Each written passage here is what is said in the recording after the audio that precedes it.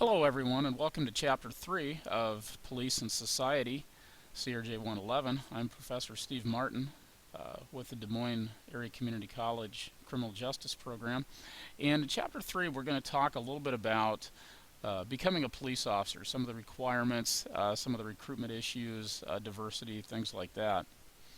And again, keep in mind that I do have a fairly short time frame here to cover this, so we're going to move fairly quickly through it. Historically, what's happened in the United States is that when we formed our law enforcement systems back in the middle 1800s, 1840s, 1850s, up through the 1920s, actually, what we would call the political or patronage era of policing, most law enforcement officers were hired or appointed based on political connections, based on their ability to pay politicians to be hired, so there really weren't a lot of qualifications to become a police officer in the early days of policing. And there also wasn't a lot of job security either. So civil service and merit systems were formed in the early to mid 20th century to afford some people job security and so forth, so that they couldn't be fired simply based on a political whim at the time. And those things have become more prevalent as we've moved forward from them. So that's the basic difference. As far as police officer recruitment goes, some of the things that are important with that we need to remember is, our target audience, who it is we want to try to hire or attract to these positions, and where actually do we best spend those recruitment dollars, which are very limited. Obviously, with the advent of the internet, online advertising and websites have become a very popular place to recruit through, and a lot of people seeking jobs also know that and have found that a very helpful tool in finding gainful employment. The minimum requirements.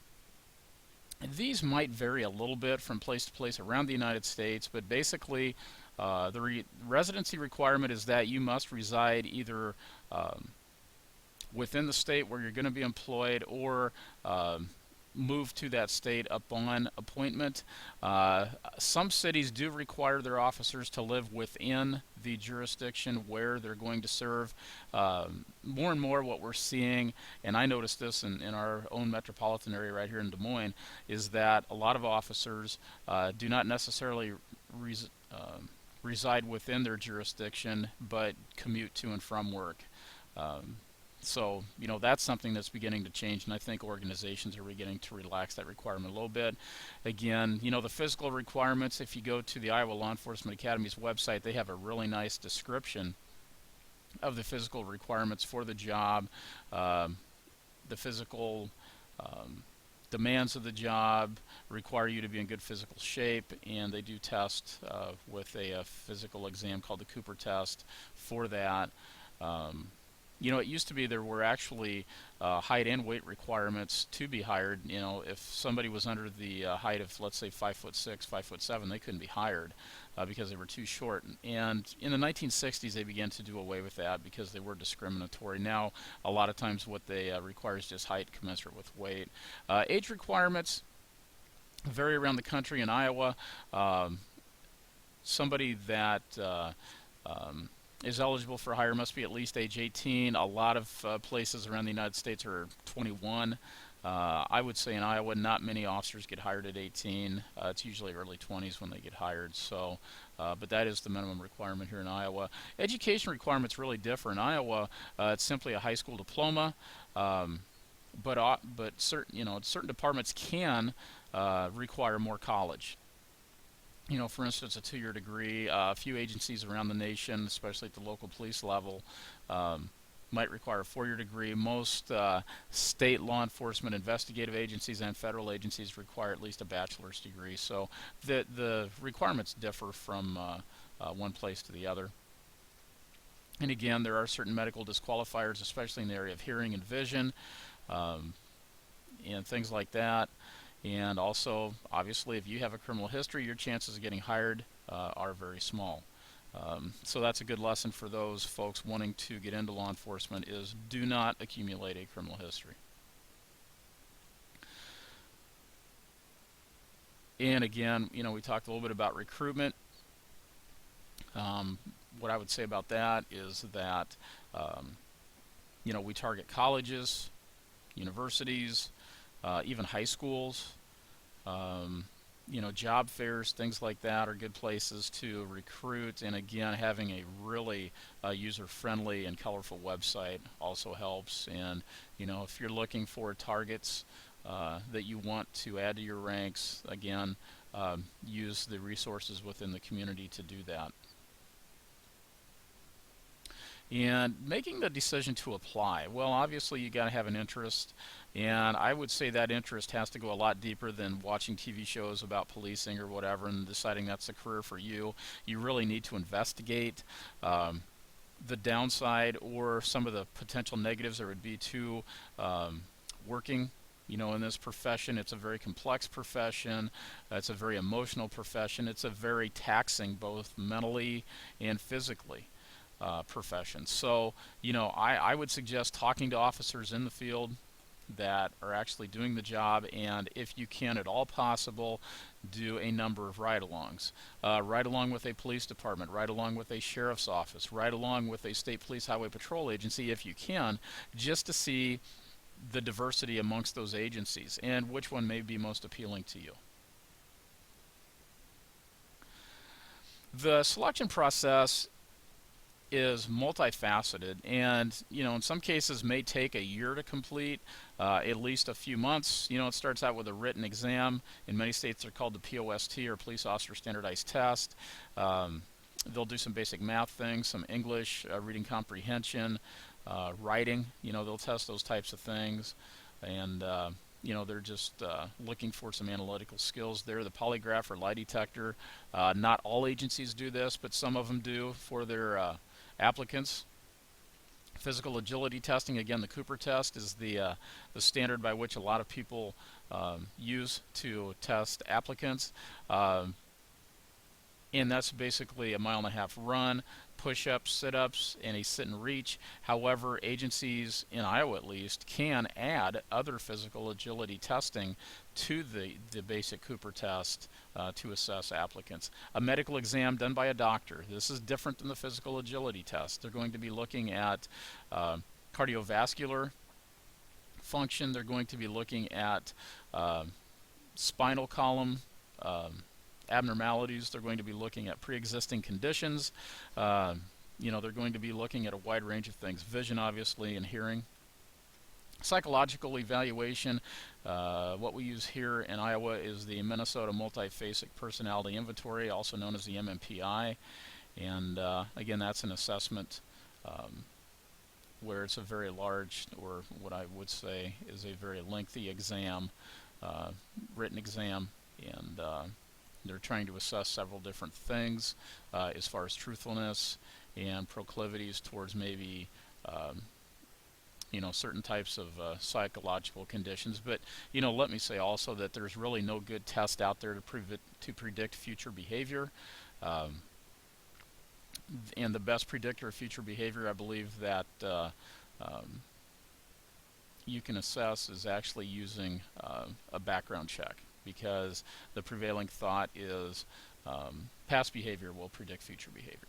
Anyway, and that's why we do background checks. The oral interview, where you get a chance to explain your qualifications, your desire for the job, and then finally being lucky enough to be selected.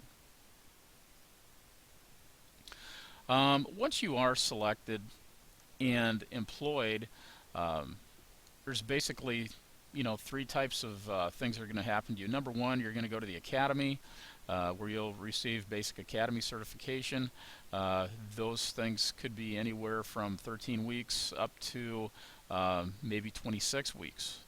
In Iowa, I believe the basic academy is now 13 weeks.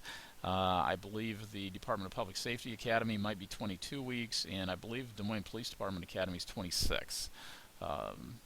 It just kind of depends on the agency. You're going to have some field training. Once you're out of the academy, where you're working under the guidance of a field training officer, performing in the field, they're assessing your skills and assessing your development as a law enforcement officer. And eventually, if you do perform well and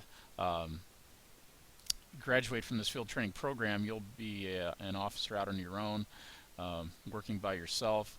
And then the other types of training you'll receive will be the in-service types of things throughout the rest of your career, where you're doing firearms training, medical training, just all the different types of training possible that are either mandatory or voluntary that will come up.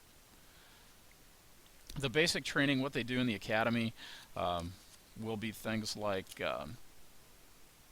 how to defend yourself, how to fire a weapon, how to drive fast, how to protect yourself, protect others, searching, the law, those types of things.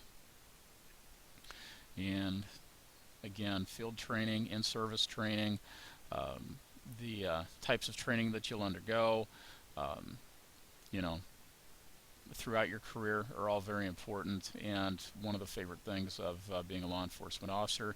The subculture of policing, again, that's, you're working in a very confined group with the same goals and interests as others. And, the stressors of policing, you have the danger aspect, you have the administrative aspect, those types of things that can cause stress to you. But these are also sources of enjoyment and gratification. So you just have to take into account, if you're well trained, you're confident, you're going to do a good job. And, there's a lot of people out there to support you and help you to become a professional. And eventually you'll pass that on to younger officers as well. So, the idea that it's a stressful job, yes it is, but also it can be very rewarding, and a lot of that has to do with the people you surround yourself with at work and choose to mentor and be mentored by. It's very important. As far as employment, they did talk a little bit about employment law and discrimination and things like that. Those were established in the 1964 Civil Rights Act and the EEOC Act in 1972. Those laws govern a wide variety of situations in employment. And Americans with Disabilities Act, that affects law enforcement officers, especially in the area of training. So those are things that you should probably read up on in the text a little bit. Affirmative action programs were there to guarantee employment of minorities and females into the profession, trying to balance the playing field, if you will. And that's still a challenge with law enforcement, is trying to get more women and minorities involved in policing, and it is starting to get better, I think. Although with women, we still have maybe an employment percentage of about 12% women. It's still male dominated, but yet I do see more women getting employed, and I do see more women interested in the profession, which is just awesome. And bottom line is, your police department should represent your community makeup, not only with minority hires, but also with females. And I think that's what law enforcement agencies are striving for, and I think they're making it more friendly for those groups to join the ranks of law enforcement. Anyway, that wraps up Chapter 3. I hope you enjoyed it. And again, if you have any questions, please email me, and I'd be happy to answer any questions that you have. Thank you.